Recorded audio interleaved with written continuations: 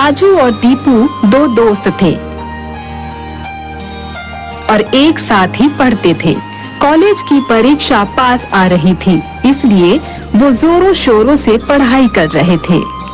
वो एक ही कमरे में किराए पर रहते थे और किराएदार रोज उनसे किराया मांगता रहता था, पर उनके पास किराया देने के लिए पैसे नहीं थे। तुम लोगों ने अभी तक मकान का किराया नहीं दिया है। अभी हमारे पास पैसे नहीं है, जब हमें पैसे मिल जाएंगे तब हम आपका किराया चुका देंगे। मुझे अभी के अभी मकान का किराया चाहिए। हमारे पिताजी ने अभी तक पैसे नहीं भेजे हैं, तो हम तुम्हें किराया कहां से दे दें? अगर किराया नहीं दे सकते तो सुबह अपना सामान लेकर यहाँ से रफू चक्कर हो जाना। वो जो मैंने 50,000 अपनी बहन के इलाज के लिए रखे थे, वो दे दे तू इनको। 50,000? उसमें 2,000 कम है ना। कोई बात नहीं, मेरी बहन का नहीं होगा, पर तू इनके मकान का किराया दे दे। मेरी बहन जिंदगी और मौत से लड़े तो इन्हें क्या फर्क पड़ता है। मकान मालिक को बड़ा दुख होता है। मकान मालिक सोचता है कि राजू को अपनी बहन के इलाज की बहुत फिक्र है, इसलिए वो उससे कहता है, ये ले 2,000, अपनी बहन का इलाज करा ले। मैं इतना जालिम भी नहीं कि तुम्हारी बहन का दर्द ना समझ सकूं। कोई बात नहीं बेटा, तुम्हारी बहन ठीक हो जाएगी। अंकल जी, मैं बस ये सोच रहा हूँ कि इसकी बहन पैदा कब हुई, मुझे पता कैसे नहीं चला। तेरी कोई बहन नहीं? मुझे बेवकूफ बना रहे हो तुम दोनों दोस्त। निकल जाओ अभी यहाँ से। अपना बोरिया बिस्तर उठाओ और बाहर का रास्ता देखो। मकान मालिक उन दोनों का सामान बाहर फेंक देता है।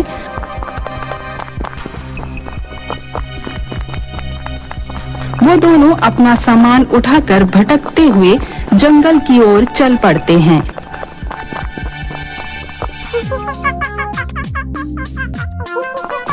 जहाँ पर राजू की टोपी एक बंदर उठाकर पेड़ पर चढ़ जाता है। अरे, इस बंदर ने तो मेरी टोपी छीन ली। अरे बंदर, मेरी टोपी तो वापस कर दे। ये मेरी लकी टोपी है, मैं तुझे नहीं लेने दूंगा। एक काम कर, इसको पत्थर फेंक कर मार। बदले में तुझे ये टोपी फेंक कर मारेगा, क्योंकि बंदर तो नकलची होते हैं ना। राजू ऐसा ही करता है, पर बंदर बहुत चालाक होता है। वो पेड़ पर लगे आमों को उसकी ओर फेंकता है और जब आम खत्म हो जाते हैं तो वो पेड़ पर रखे एक नक्शे को उसकी ओर फेंकता है। आजकल के बंदर बहुत चालाक हो गए, पत्थर के बदले टोपी नहीं आम फेंक रहे हैं। और ये नक्शा कैसा है, जरा खोल के तो देख। अरे ये तो कोई खजाने का नक्शा लग रहा है। देख, यहाँ पर खजाना भी बना हुआ है। अरे वाह, मजा आ गया। किराए के मकान से निकले तो खजाने का नक्शा मिल गया। चल चल जल्दी चल, खजाना ढूंढने चलते हैं। राजू और दीपू खजाना ढूंढने के लिए चल पड़ते हैं और पीछे से बंदर उसकी टोपी भी उसकी ओर फेंक देता है। राजू टोपी पहनकर आगे बढ़ जाता है और फिर दोनों नक्शे के अनुसार एक गुफा के अंदर पहुंचते हैं।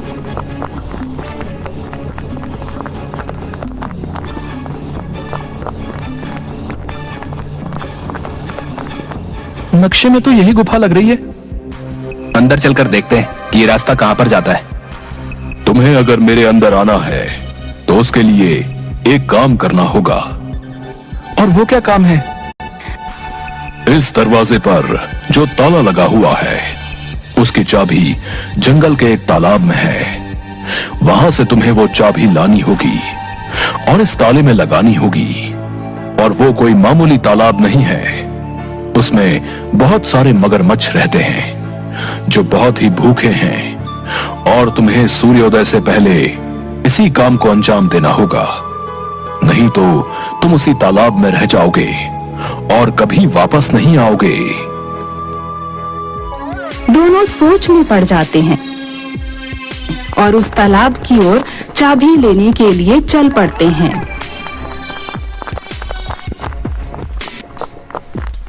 जब वो तालाब के पास पहुंचते हैं तो देखते हैं कि वो तालाब मगरमच्छों से भरा हुआ है। अरे यार, ये तो मगरमच्छों से भरा हुआ है। अगर हमने इस तालाब में एक भी कदम रखा तो ये मगरमच्छ हमारा पल में सफाया कर देंगे, क्योंकि ये तो बहुत भूखे लग रहे हैं। हमें खजाना लेने के लिए कुछ ना कुछ तो करना ही होगा।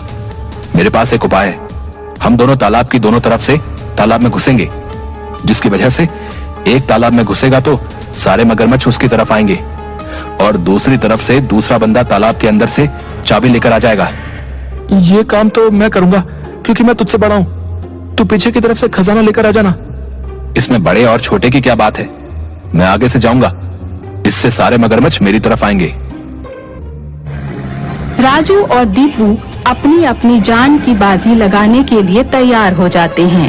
अंत में राजू तालाब में उतरने के लिए तैयार होता है और दीपू बार बार उसको मना करता है, पर वो नहीं मानता और उसे तालाब की दूसरी ओर जाने के लिए कहता है।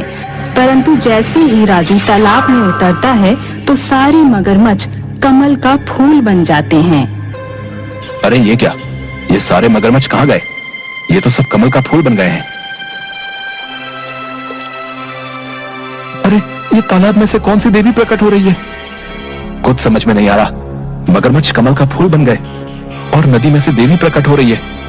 आखिर ये सब हो क्या रहा है? राजू और दीपू की दुविधा देखकर वो देवी बोलती हैं, मैं इस तालाब की रक्षा करने वाली देवी हूँ और इस तालाब की मगरमच्छ के रूप में रक्षा कर रही थी, परंतु तुम्हारे मन की सच्चाई और एक दूसरे के लिए प्यार देखकर मैंने तुम्हारे रास्ते को साफ कर दिया है। अब तुम्हें कोई भी विपत्ति नहीं आएगी। तुम इस तालाब में से खजाने की चाबी ले सकते हो।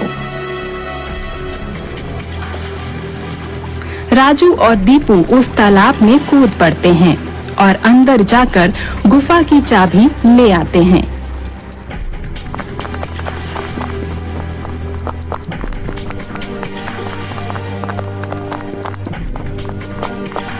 और गुफा के पास जाकर दरवाजा खोल देते हैं।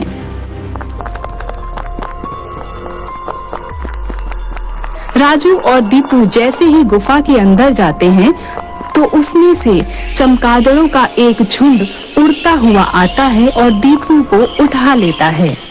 अरे बेवकूफ हो क्या, इसको क्यों उठा कर ले जा रहे हो? इसको तो यहीं पर छोड़ जाओ।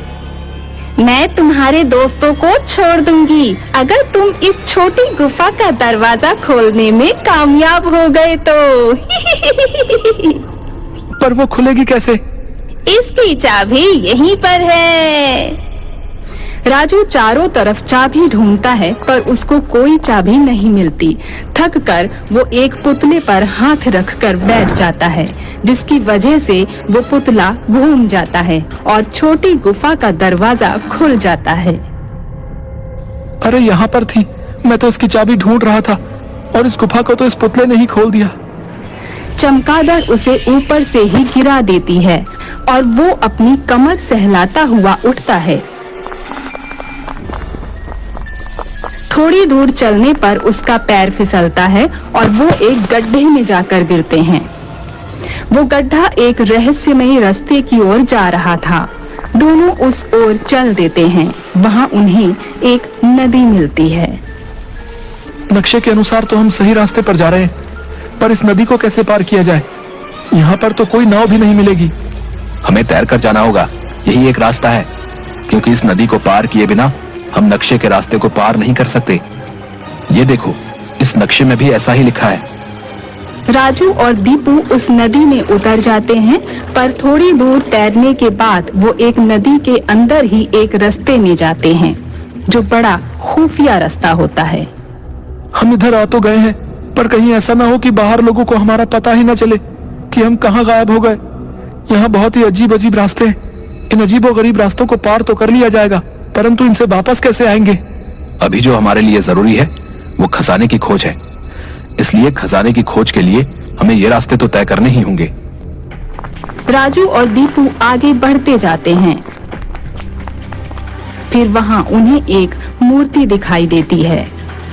अरे दीपू, उस मूर्ति को देख, वो देख, कितना सारा खजाना लेकर खड़ी है। हाँ, उसके हाथ में बहुत सारा खजाना है, हीरे जवाहरात और इतनी सारी अशरफियां। खजाने की तो पूरी की पूरी तिजोरी है इसके हाथ में। परंतु जैसे ही वो खजाने का बक्सा उसके हाथों से उठाते हैं तो पूरी गुफा हिलने लगती है और गुफा के अंदर मोटे मोटे पत्थर गिरने लगते हैं।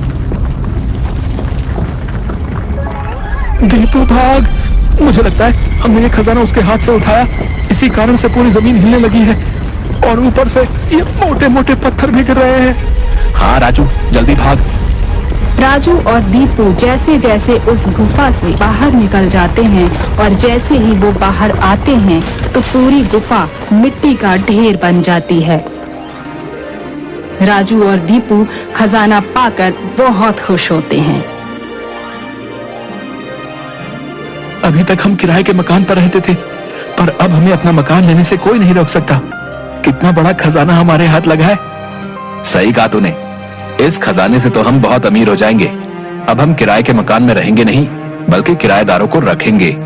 पर हम किसी से हर महीने किराया नहीं वसूलेंगे, क्योंकि हमें पता है कि जब पैसा नहीं होता तो कितना दुख होता है। राजू और दीपू वह सोना बेचकर गाड़ी और एक बंगला खरीदते हैं और अमीर हो जाते हैं।